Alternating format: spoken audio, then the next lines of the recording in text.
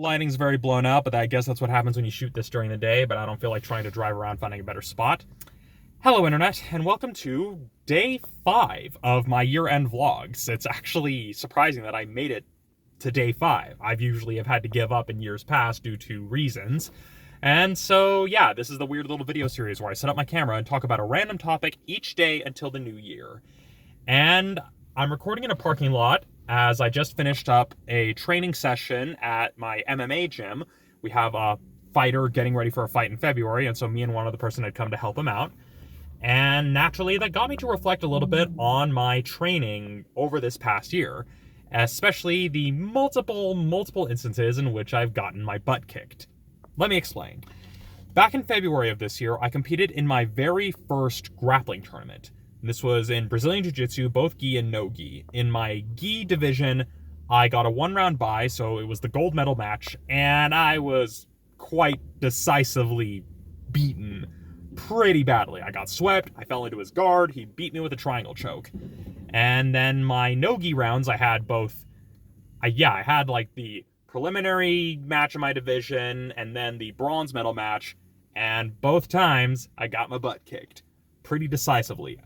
I got kicked, I think it was like a triangle choke, except for one who got me with a rear naked choke because he got me to go belly down, which, yeah, very scary.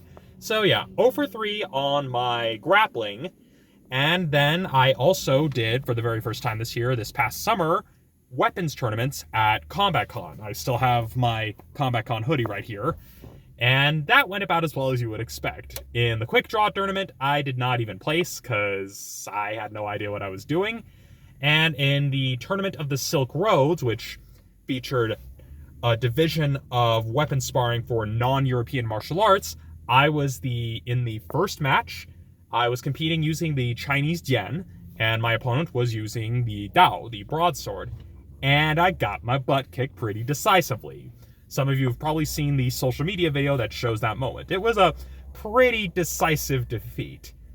And naturally, that can do a number to people's egos, but beyond the official tournament capacities, there's also just the frequent instances, whether you're grappling at the end of class in Brazilian Jiu-Jitsu and you get your butt kicked metaphorically by higher belts who have been training and doing the art for a lot longer than you have.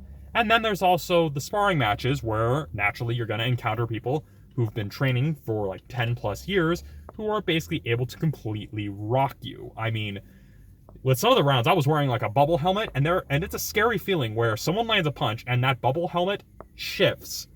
And I'm thinking, holy crap, if I was not wearing this thing, that would have been a knockout. I am scared.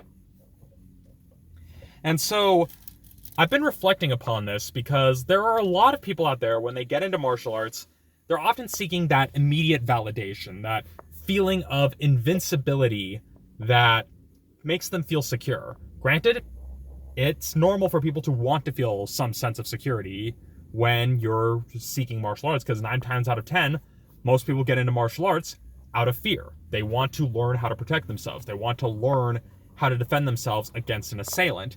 And sadly, there are some trainers out there who take advantage of that and basically teach them garbage and try to instead give them a false sense of security. I mean, I'm sure we've heard stories about people who say like, oh, our art is too deadly to use in the octagon.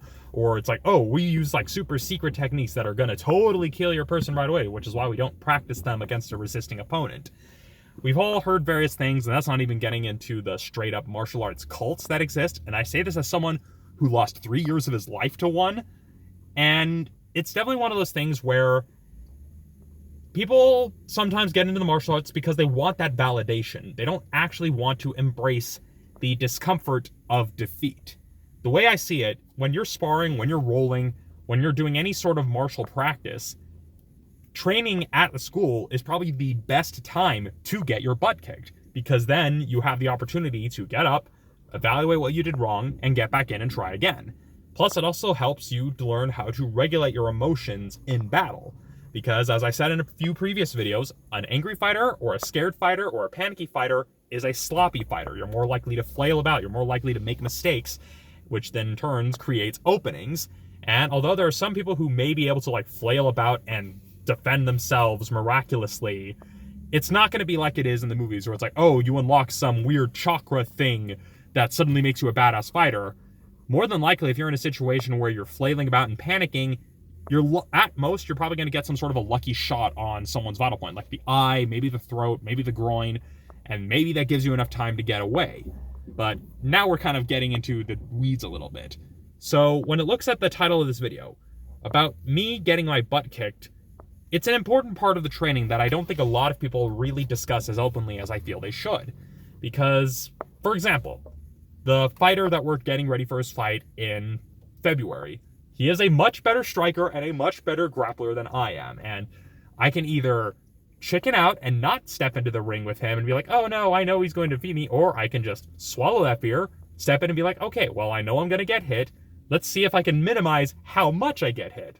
That could be by going in and thinking, okay, I know he throws these super certain punches. I'm going to make sure I don't let his Superman punch hit me in the head. Or alternately, I could go the route of, okay, he was spotting a tell when I was throwing this technique. What if I change my timing? What if I change my rhythm? What if I change my target area? It's one of those things where, and I think Bruce Lee kind of said it in one of his books. I'll have to actually look up which ones he said it. So I'm going to paraphrase here. But when it comes to fighting, the only way to get better at fighting is to keep fighting. And you can either like shy away and try to be the big fish in a small pond and never really put your skills to the test, or you can embrace that fear, accept the fact that you will get hit, you will get hurt a lot, and just try to learn to work past it so that you can grow as a fighter. It's like that line in that Rocky movie where it's not about how hard you hit, it's about how hard you can get hit and keep on coming. And that's the fascinating thing with martial arts. And so, yeah, even though I got my butt kicked at all these tournaments I signed up for, I'm still glad that I did them because it meant I learned a lot. I mean, how else am I gonna learn how to sword fight without actually, fighting against a resisting opponent who's actually been sword fighting longer than I have? That's the only way to get better. Likewise, how am I gonna get better at punching and kicking if I'm not fighting against someone who also knows how to punch and kick and can do so effectively? Same case with grappling. How am I going to get better at grappling if I don't grapple against other grapplers who know what they're doing? Because there's always this misnomer when it comes to martial arts. People thinking, oh yeah, assume every fight is like an untrained flailing person, which no, you really shouldn't. You shouldn't be going into any encounter expecting a mistake. You hope for one, you can plan for one, but you should genuinely assume that if you're ever in a fight, whether it's a competition or on the street, you should always assume that the person you're going up against has some idea what they're doing. That way you keep your guard up and don't let any openings in. That way, when they make a mistake, you can capitalize on it. So, yeah. With that, I'm going to go about my day and get ready to get my butt kicked some more later tonight. But until then, I will see you tomorrow for the final year-end vlog.